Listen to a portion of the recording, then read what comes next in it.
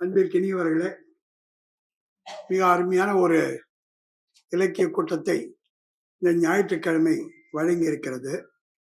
ஒரு கூட்டத்தை இலக்கிய கூட்டம் என்று சொல்வதற்கு அதற்கான தகுதிகள், அதனுடைய வேல்யூ அடிஷன் ரொம்ப அதிகமா இருக்கு.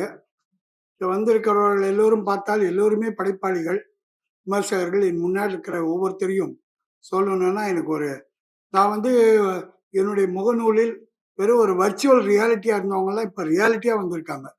பல பேரை நான் சந்திச்சேன். அவங்களெல்லாம் தொட்டு உணர்ந்தேன், கை குலுக்கினேன், சிரித்து பேசினேன். இந்த மகிழ்ச்சியெல்லாம் இந்த ஞாயிற்றுக்கிழமை எனக்கு வழங்கியிருக்கிறது. அதை விட பெரிய மகிழ்ச்சி எனக்கு கொடுப்பது ஒரு அமெரிக்காவிலே வாழக்கூடிய ஒரு கவிஞர். அவர் பெண் கவிஞர் என்று சொல்ல விரும்பவில்லை, ஏன்னா ஜெண்டர் தேவைப்படாத ஒரு இடம் கவிஞர். அங்க போய் ஆண் கவிஞர் பெண் கவிஞர் அடிக்கடி சொல்றாங்க. ஜெண்டர் பயஸ் தேவைப்படாத ஒரு இடத்துல ஜெண்டர் பயஸை கொண்டு வரல நம்ம ஆளுங்க ரொம்ப பெரிய ஆளுங்க. அதனால பெண் கவிஞர் ஆண் கவிஞர் இல்லை, கவிஞர் அவங்க. அந்த கவிஞர் ஒரு நவீன கவிதை, தற்கால வாழ்க்கையை பற்றி எழுதுகிற ஒரு கவிஞர். சங்க காலத்திலிருந்து தன்னுடைய இன்ஸ்பிரேஷனை பெறுறாங்க. அப்போ தன்னுடைய கவிதைக்கான ஆதி ஊற்று அமெரிக்காவிலிருந்து கடல் கடந்து தன்னுடைய சொந்த நாட்டிலே இருக்கிற ஒரு ஊற்றிலிருந்து அவர் அந்த மெயின் சோர்ஸ் ஆஃப் எனர்ஜிக்கு வராங்க அவங்க. அதுதான் சங்க இலக்கியம். நான் நம்ம தமிழ் இலக்கியத்தை பத்தி நான் அடிக்கடி சொல்லேன். தமிழில் ஒருவன் கவிதை எழுத வருகிறான் என்று சொன்னால் அவனுக்கு ரொம்ப துணிச்சல் வேணும். கம்பன் பேனா பிடிச்ச இடம், இளங்கோவடிகள், திருவள்ளுவர், இவ்வளவு பெரிய ஜெயின்ஸ் எல்லாம் எழுதின பிறகும் இந்திரனும் எழுதுறேன்னு பேனா பிடிக்கிறேன்னா எனக்கு ரொம்ப திமிர் இருந்தாதான் செய்ய முடியும். ஏன்னா எல்லாத்தையும் பாடி முடிச்சிட்டானுங்க. கம்பன் ஒருத்தன் போதும், எல்லாத்தையும் பாடிட்டான். அதுக்கப்புறம் நான் என்ன பாடுறதுக்கு என்ன இருக்கு? இந்த இடத்துலதான் ஒரு தனி துணிச்சலோடு ஒருத்தன் வரான. காரணம் என்னன்னா, காலம் மாறிக்கிட்டே இருக்கு. தமிழர்கள் இன்றைக்கு நின்று கொண்டிருக்கிற இடம் எதுவா இருக்கு தெரியுமா? தரை மேல நிக்கல, ஒரு கன்வேயர் பெல்ட் மேல நிக்கணும். அந்த கன்வேயர் பெல்ட் என்ன செய்யுதுன்னா பேக் சைடு ஓடுது, பின்னோக்கி ஓடிக்கொண்டிருக்கிற கன்வேயர் பெல்ட். அதுல வெறும்னே நின்னேன்னு சொன்னா கன்வேயர் பெல்ட் எனக்கு பின்னாடி கொண்டு போயிடும். அப்ப என்ன செய்ய வேண்டியதா இருக்குன்னா, நிக்க வேண்டிய இடத்துல நிக்கிறதுக்கே நான் ஓடணும். நிக்க வேண்டிய இடத்துல நிக்கணும்னாலே நான் ஓடிச்சு இருந்தாதான் அந்த கன்வேயர் பெல்ட்ல நிக்க முடியும். ஆனா நம்மளுடைய பூவித உமேஷ், நம்மளுடைய கவிதைக்காரன் இளங்கோ, இன்னும் நம்ம முன்னாடி எல்லா இளைய சக்திகள் நான் சொல்றேன், அது அவங்களுடைய அறிவு சார்ந்தது இல்லை, இளமையா என்னை போல இல்லாமல் இருக்கிற சக்திகள். அந்த சக்திகள் எல்லாம் என்ன செய்யுதுன்னா தமிழை ரொம்ப அப்டேட் பண்ணிக்கிட்டே இருக்கு. இதுக்கு ஒரு தலைமை ஏற்றுவதற்கு ஒருத்தர் வராங்க. எங்க இருந்து? கடல் கடந்து அமெரிக்காவிலிருந்து வராங்க. நம்ம பிரியா பாஸ்கர். இந்த பிரியா, பல பேர் பிரியான்னு சொல்லுவோம், பிரியா பாஸ்கர் விட்டாங்களே அப்படின்னு எனக்கு தோணும். ஏன்னா அந்த பாஸ்கர் தான் அவங்க பின்னாடி இருந்து எல்லாத்தையுமே இயக்குறாரு. இவ்வளவு சுதந்திரம் கொடுக்கிறாரு. எத்தனையோ ஒரு கோல்டு மெடல் வாங்கின பல பேர் எனக்கு தெரியும். அவங்க எல்லாம் திருமணமான பிறகு எல்லாத்தையும் ஊத்தி மூடிடுவாங்க. பல பேர் பார்த்திருக்கேன். பெரிய பெரிய அறிவாளிகள், பெரிய பெரிய புத்திசாலிகள். நான் அவர்களை இளமையில் சந்தித்த போது இவர்கள் தான் தமிழ்நாட்டின் தலைவிதியை மாற்றுவார்கள் என்று நினைப்பவர்கள் எல்லாம் திருமணத்துக்கு பிறகு எங்கே போனார்கள் என்று தெரியவில்லை. அப்படிப்பட்டவங்களுக்கு ஒரு பாஸ்கர் இவ்வளவு சுதந்திரம் கொடுத்து அதை வளர வச்சிருக்காருன்னா அந்த செடிக்கு பக்கத்துல காற்றோட்டம் இருக்குன்னு அர்த்தம். தொடர்ந்து அங்க ஒரு நல்ல ஒரு இனிமையான சூழல்ல அந்த செடி வளருது.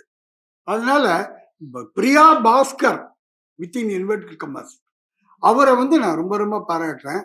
ஏன்னா அவங்க ஒரு குடும்ப தலைவியா இருந்துகிட்டு எல்லாம் பண்ணும்போது அவங்க சங்க இலக்கியத்துக்கு போகிறார்கள். இந்த 2 புத்தகமும் ஒரு புத்தகம் தாங்க. எப்படின்னா இந்த புத்தகத்துல இருந்து இந்த புத்தகத்தை இன்ஸ்பிரேஷனு, இந்த புத்தகத்துல இருந்து இந்த புத்தகத்துல இன்ஸ்பிரேஷன். இரட்டை காப்பியம்லாம் சொல்லுவாங்கல்ல, அது மாதிரி இந்த புத்தகங்கள். எப்படின்னா இதுல நம்ம இவர் ஒளிவண்ணன் எல்லாம் பேசுறவங்க எல்லாமே ரொம்ப அப்டேட்டடா இருக்காங்க. அவரை பார்த்தா நம்ம பூவிதி உமேஷ் புதிய ஒரு உரையாசிரியரா இருக்கான். அடக்கடவுளை இந்த உரையாசிரியரை எங்க விட்டோம் அப்படின்னு. எவ்வளவு ஒரு நம்பிக்கையான, எவ்வளவு மகிழ்ச்சியை தரக்கூடிய ஒரு நாளாக இது அமையும் நான் நினைச்சு பார்க்கலங்க. காலையில வந்தபோது பூவிதி உமேஷனுடைய அந்த செம்புல பெயல் நீர் போலன்றதுக்கு ஒரு புதிய வாசிப்பு கொடுத்தான் பத்தியா. இந்த இடத்துலதான் நான் சொல்றேன் வாசக மைய விமர்சனம்னு ஒண்ணு சொல்றேன். இது வாசகனை ஒரு ஒரு பவுலர் இருக்கான். ஒரு பவுலர் பாலை தூக்கி போட்டான்னா அதை பேட் பண்ணாதான் அந்த பாலுக்கே அர்த்தம். இல்ல அது நோ பால் ஆயிடும். அவன் தொட மாட்டான்னா நோ பால் ஆயிடும் அந்த பால். அந்த பவுலருடைய அர்த்தம் அவர் போட்டது ஸ்பின்னா ஆஃப் ஸ்பின்னான்றதுல எங்கன்னா அந்த பேட்ஸ்மேன் கையில இருக்கு. பேட்ஸ்மேன் தொட்ட பிறகுதான் அது பவுண்டரி லைனா இதுவான்றதுலாம் முடிவாகுது. அதனால எழுத்துன்றதே 2 பேர் சம்பந்தப்பட்டது. அந்த எழுத்தாளன் எழுதி முடித்து அதுக்கு வாசகன் புதிய புதிய அர்த்த பரிமாண விஸ்தீரணங்களை உருவாக்குறான். அந்த அர்த்த பரிமாண விஸ்தீரணங்கள் உருவாக்குவதற்கு முக்கிய காரணமா அந்த எழுத்து இருக்கு. அந்த எழுத்தை பிரியா பாஸ்கரன் நான் பார்த்துட்டு வரேன் அவங்களுடைய கவிதைகளை, முகநூல் மூலமாக தான் படிச்சுட்டு வரேன். கொஞ்சம் கொஞ்சமா அப்படியே ஒரு வளர்ச்சி அடைஞ்சுக்கிட்டே வராங்க. வளர்ச்சி அடைஞ்சுக்கிட்டே வரும்போது இவங்க எங்க இருந்து வராங்கன்ற சோர்ஸ் இப்பதான் எனக்கு தெரியுது. இவங்க ஆழமான ஒரு தமிழ் இலக்கிய பின்புலத்திலிருந்து வராங்க. அப்போ அவங்களுடைய இந்த இதுல இந்த சிறுவி ஞாழல் அப்படிங்கும்போது இப்ப மிரட்டுறதுக்காகவே அது பேர் வச்சாங்களோ அப்படின்னு நினைச்சு தோணுது. நம்ம இவரு கூட வெளிப்படையா அவர் எப்படி கேட்டாருன்னா, இந்த ஒளிவண்ணன் ரொம்ப டெக்னிக்கான ஆளு. அவர் தனக்கு புரியாத மாதிரி கேட்பாரு. ஏன்னா நாங்க ஏதாவது சொல்லி உங்களுக்கு எல்லாம் தெரியணும்ன்றதுக்காக. அதனால சிறு வீன்னா என்னங்க, ஞாழல்னா என்ன, சிறு தெரியும் நமக்கு. இதை பத்தி வாணிதாசன் பாரதிதாசனுடைய வழிவந்த வாணிதாசன் எழுதுறாரு. ஒரு மனைவி பிரிஞ்சு போறாங்க. அப்ப அந்த பிரிவை பற்றி எழுதுற கவிதையில அவர் எழுதுறாரு, நீ இல்லா சில நாட்கள் வீ இல்லா சோலை. அப்ப வீன்றது என்னன்னா முதிர்ந்து விழுந்து விட்டு ஒரு மலர். அப்ப அந்த இடத்துல அவன் சொல்றான் பாருங்க வாணிதாசன், நீ இல்லா சில நாட்கள் வீ இல்லா சோலை. நம்ம எஸ்போ கூட வீணே ஒரு தனி சிறுகித தொகுதி போட்டிருக்காரு. அந்த வீணா என்னன்றது நான் ஒரு சின்ன பையன் எங்க வீட்டுக்கு வந்தாரு எஸ்போ. அப்ப அவர் இந்த புத்தகத்தை கொடுத்து என்ன வீண் ஒரு பேருன்னு சொல்லி அப்பதான் நான் தெரிஞ்சுக்கிட்டேன் அது கீழே விழுந்து இந்த மலர்னு. இந்த வாணிதாசனை பத்தி என்னால் கடந்து போக முடியல. என்னென்ன வாணிதாசன் வீ இல்லா சில நாட்கள் வீ இல்லா சோலை. அந்த வீ இல்லா சோலைன்றது நான் வெறும் பூக்கள் இல்லாத ஒரு சோலைன்னு நினைச்சுக்க கூடாது. நிறைய மலர்கள் பூத்து அவை உதிர்ந்து கிடக்கும் சோலை. இந்த இடத்துல ரஜினிஷனுடைய கதை ஞாபகம் வருது. ஒரு ராஜா ஒரு சிறந்த தோட்டக்காரனை உருவாக்குறதுக்கு பல பேர்கிட்ட தோட்டங்களை கொடுத்து பராமரிக்க சொல்லிட்டு போய் பார்க்கிறாரு. கடைசியில பார்த்தா எல்லா தோட்டங்களும் ரொம்ப அழகுபடுத்தப்பட்டு சுத்தமா வைக்கப்பட்டிருக்கு. ஒரே ஒரு தோட்டக்காரன் மட்டும் தூங்கி எழுந்து வெறும்னு ராஜாவை வரவேற்கிறான். அந்த இடத்துல பார்த்தா தரம் முழுக்க அப்படியே பூக்கள்லாம் கொட்டி இறைந்து கிடக்குது. அது காற்று அப்படியே உருட்டிக்கிட்டு போகுது அது உரிந்து போன உதிர்ந்த மலர்கள். அப்போ அந்த காற்று உதிர்ந்த மலர்களை உரிட்டு கொண்டு போகிற அந்த பூங்காவை பராமரித்தவன் தான் சிறந்தவன் சொல்லி ராஜா முடிவு பண்றார். இது ஓஷோனுடைய கதை. அந்த வீல சொல்லி அவள் போயிட்ட பிறகு அப்ப பூத்த பூக்கள் இல்லை, உதிர்ந்த பூக்களை பத்தி பேசுறான். அதனால வீன்னு சொன்னா அந்த மலர்கள் தமிழர்களுடைய இதை பத்தி எல்லாம் பேச ஆரம்பிச்சா இதுவாயிடும். இது ஒரே ஒரு சின்ன பகுதி அவங்களுக்கு இருந்து படிக்கிறேன். அரும்பு அரும்பும் நிலை.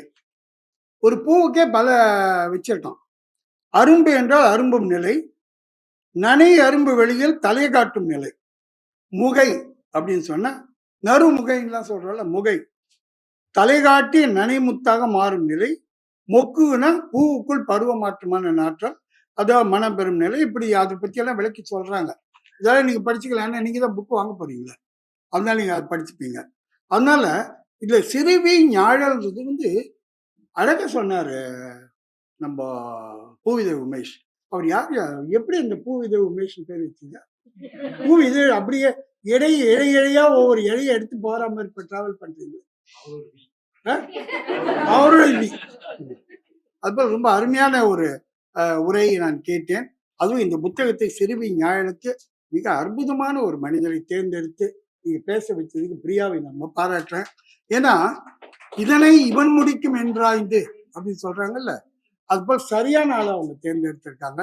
ஏன்னா பொதுவாக நாங்கெல்லாம் தேர்ந்தெடுக்கும் போது எங்களெல்லாம் ரொம்ப உயர்வா பாராட்டக்கூடியவங்களை, இது பொருத்தம் இருக்குதோ இல்லையோ அவங்கள பாராட்டுறவங்களை தான் நாங்கள் தேர்ந்தெடுப்போம். ஆனா இவங்க பரவாயில்ல, இது உள்ளுக்குள்ள போய் ஒரு டிராவல் பண்ணி சொல்ற மாதிரி அடுத்தது எனக்கு கொடுக்கப்பட்ட புத்தகம் யாமனுகர் யட்சி. இதை பத்தி நான் ரொம்ப அதிக நேரத்தை நான் எடுக்க விரும்பலை. ஏன்னா ஏற்கனவே எல்லாம் பசியை நெருங்கி கொண்டிருக்கிற காலகட்டம். இதுல வந்து யாமனுகர் யட்சியில ஒரே ஒரு கவிதையை மட்டும் நான் எடுத்து அதனுடைய நுட்பத்தை சொன்னாலே அவங்களுக்கு தெரிச்சுமா. சோறு வெந்துடுச்சா நம்ம வந்து ஒரு பருக்கை தானே எடுத்து பார்ப்போம். அது மாதிரி ஒரு பருக்கையை எடுத்து பார்க்க விரும்புகிறேன். அது வந்து நிழல் புனையும் ஓவியம். அவங்க வந்துங்க ஒரு மல்டி ஃபேசட்டட் பர்சன். எப்படி இதுக்கெல்லாம் நேரம் கிடைக்குது, எப்படி இதெல்லாம் கான்டெம்ப்ளேட் பண்றதுக்கு டைம் கிடைக்குது, அவ்வளோ லிஷர் எப்படி கிடைக்குது, அல்லது மனசை எப்படி அப்படி இதுவா வச்சிருக்கிறது, அது பெரிய சிரமமான காரியங்கள். நிழல் புனையும் ஓவியம்.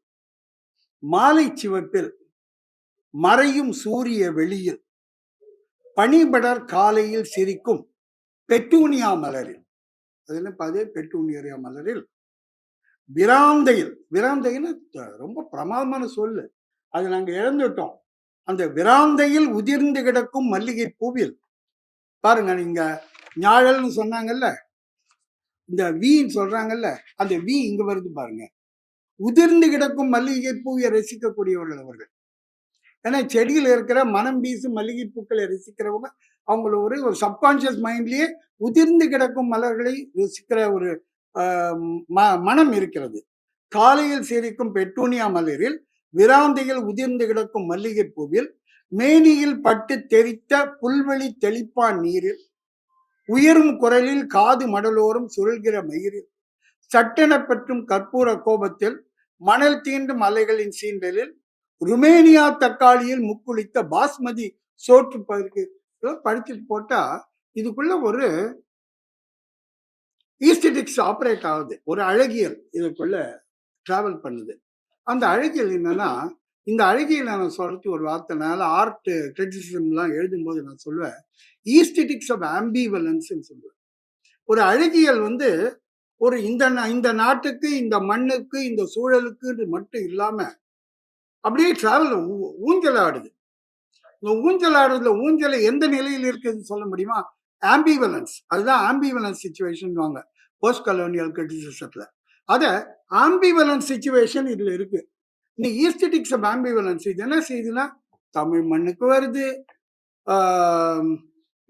பெட்டூனியா மலரை பத்தி பேசுது, அப்புறமா வந்து புல்வெளியில் தெளிப்பான் நீரில் தானா மழை வந்து பெஞ்சது இல்லை, இது தண்ணி புல்லுக்கு தண்ணி பாய்ச்சுறாங்க. உயரும் காது சுருள்கள் சட்டப்பட்ட கற்பூர கோபத்தில் ருமேனியா தக்காளியில் முக்குளித்த பாஸ்மதி சோற்று பருக்கைகளில். அதுக்கப்புறம் பாருங்க, மேகத்திரளன மால்ப்ரோ சிகரெட்டின் புகை கசிவில் ஜானி வாக்கர் ப்ளூ லேபிளின் வெற்று மது குவளையல் திடீரென்று உரசி கொண்டு போகும் ஈய குண்டில் கை தட்டினாரு. நான் கவனிச்சிட்டோம். அதுபோல் ஜானி ஈயக்குண்டின் கடுஞ்சொல்லின் அந்தியின் கடைசி வெளிச்ச துளியில் அலரியின் முதல் வெளிச்சிக்கிற அலரின்ற வார்த்தையெல்லாம் வழக்கொழிஞ்சு போச்சு நாங்க நினைச்சுக்கிட்டு இருக்கோம். இவங்க சர்வசகஜமா எடுத்து கையாளுறாங்க. இதெல்லாம் வந்து திடீர்னு இந்த சமையல் கட்டில் உட்காந்து இருக்கும்போது நிறைய இதுல போட்டு வச்சிருப்போம், உடனுக்குடனே எடுத்து சமையல் செய்யறதுக்கு. என்ன அது மாதிரி இவங்க போட்டு வச்சிருக்கிறதுல என்ன சங்க காலத்தில் பயின்ற சொற்கள், வழக்கொழிந்து போனவை என்று நாம் நம்பிக்கொண்டு இருக்கிற சொற்கள். இந்த சொற்கள் எல்லாம் சர்வசகஜமா எடுத்து போடுறாங்க. எது கூட? ஜானி வாக்கர் கூட.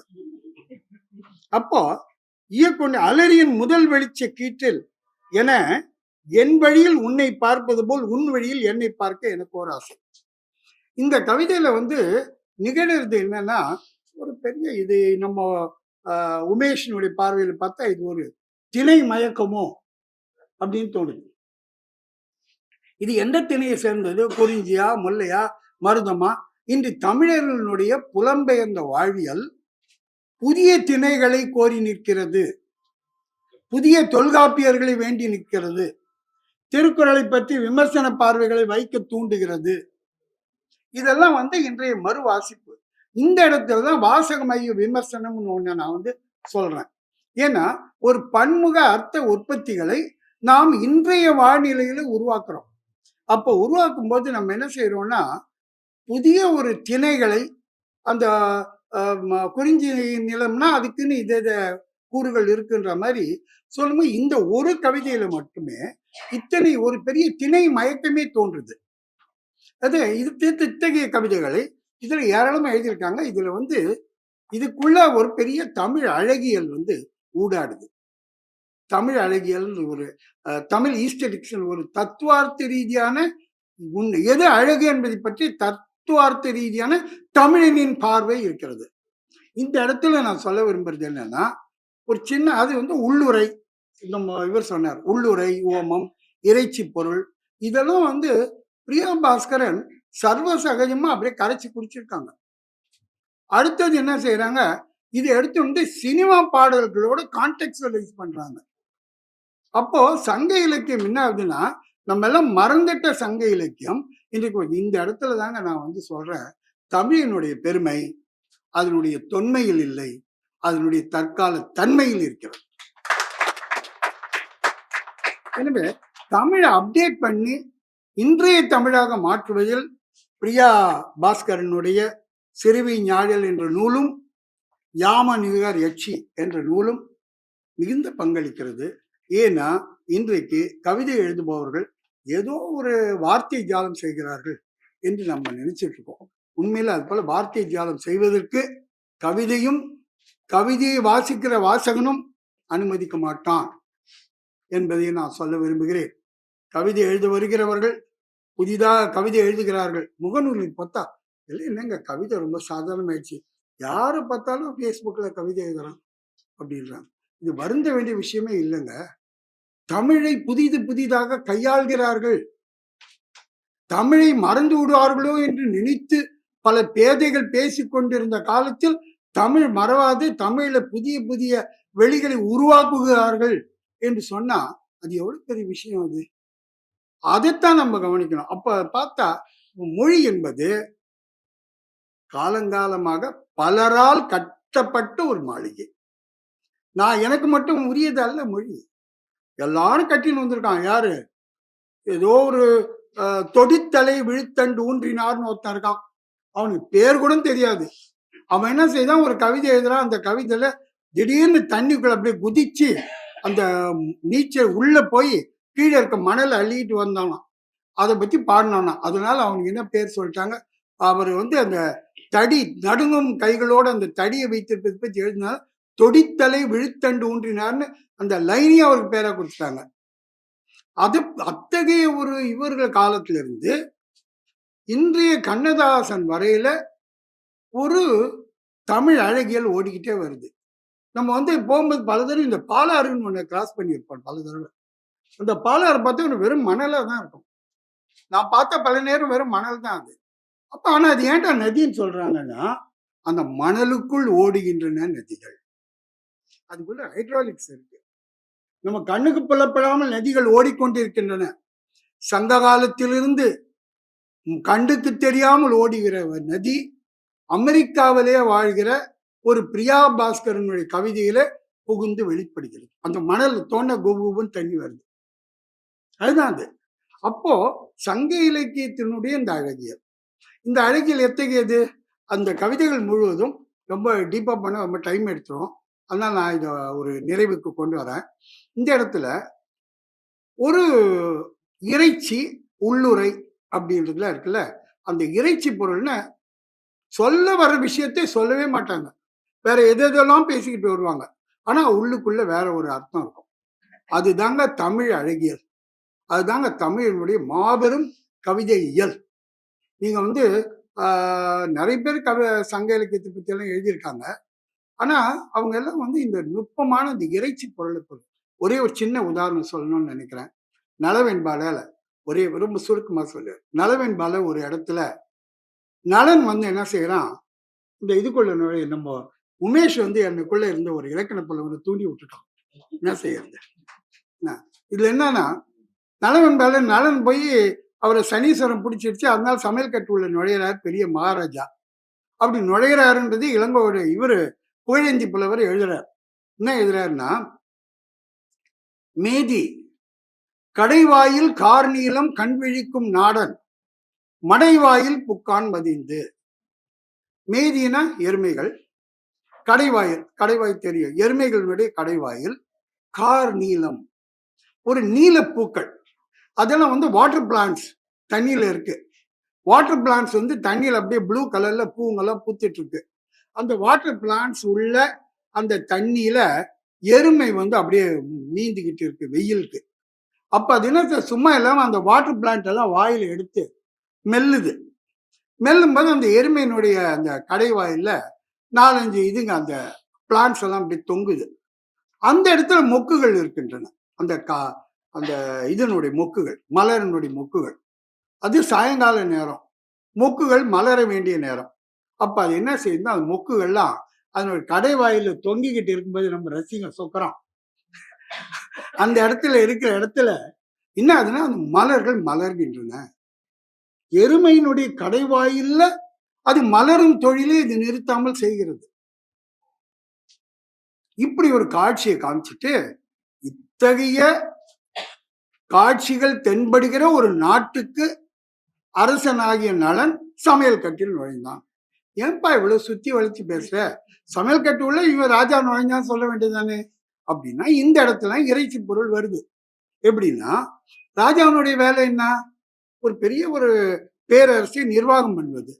அதை விட்டு விட்டு அவன் சமையல் கட்டுக்குள்ள நுழையிறான்.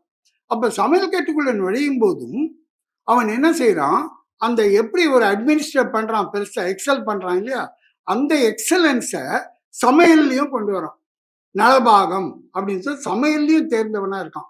அப்போ வந்து நளன் என்கிற அரசன் சமையல் கட்டுக்குள்ளேயும் போய் தன்னுடைய தேர்ந்த திறமையை காட்டுகிறான். இது எதை போல அப்படின்னா, அந்த எருமையினுடைய பிளேஸ், எருமையினுடைய வாயினுடைய கடைவாயில், அது வந்து அவுட்டர் பிளேஸ், பூக்கிறதுக்கு ஒரு இடம் இல்லையாங்க, ஒரு அவுட்டர் பிளேஸ் இடத்துல கூட அது வந்து பூப்பதை நிறுத்தவில்லை அந்த மலர்கள்.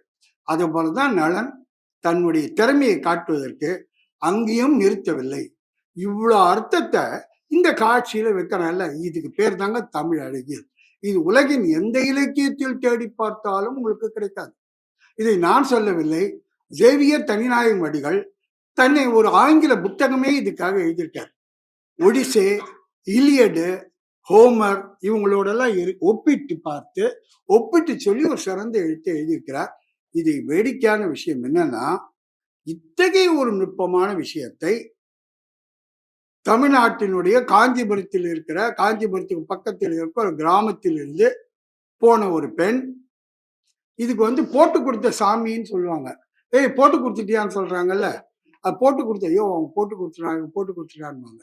அது என்ன தெரியுங்களா, போட்டு கொடுத்தோம் ஒரு கிராமத்துல இருந்து இன்னொரு கிராமத்துக்கு போயிட்டார் ஒருத்தர் அப்படின்னா, அவர் என்ன செய்வார், தன்னுடைய கிராமத்தினுடைய வழிபடு தெய்வங்கள் இருக்குல்ல, அந்த தெய்வங்களுக்கு பக்கத்துல இருக்க மண்ணை எடுத்துக்கிட்டு போய் அவர் கிராமத்துல போடுவார். போட்டு அங்க ஒரு ஐயனாரை வைப்பார். அந்த சாமிக்கு பேர் போட்டு கொடுத்த சாமி. அதனால இந்த பிரியா பாஸ்கர் என்ன செய்யறாங்கன்னா, காஞ்சிபுரத்து கிராமத்திலிருந்து மண் எடுத்து கொண்டு போய் அமெரிக்காவில் ஒரு போட்டு கொடுத்த சாமியை நிர்வகிக்கிறார்கள் இல்ல.